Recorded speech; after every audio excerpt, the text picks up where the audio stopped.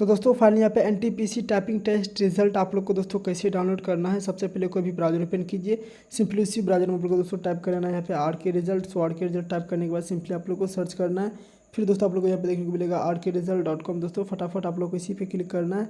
उसके बाद आप लोग को थोड़ा वेट करना होगा दोस्तों। यहाँ पे थोड़ा नीचे स्क्रॉल डाउन दोस्तों करना होगा। यहाँ पे देखिए दोस्तों देखने को मिलेगा NTPC typing test result live download. फटाफट दोस्तों आप लोग को इसी पे दोस्तों यहाँ पे क्लिक करना होगा। सो इस पर क्लिक करने के बाद आपके सामने कुछ इस प्रकार की इंटरफेस दोस्तों देखने को मिल जाएगा।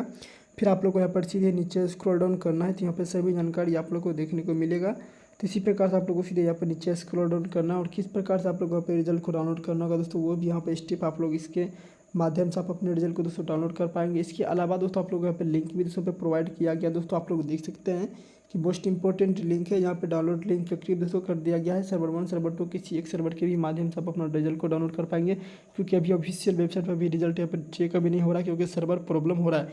अभी यहाँ से आप लोग डाउनलोड कर पाएंगे और यहाँ से आप लोग ऑफिशियल वेबसाइट पर विजिट कीजिए। वीडियो को लाइक और चैनल सब्सक्राइब कर लीजिए।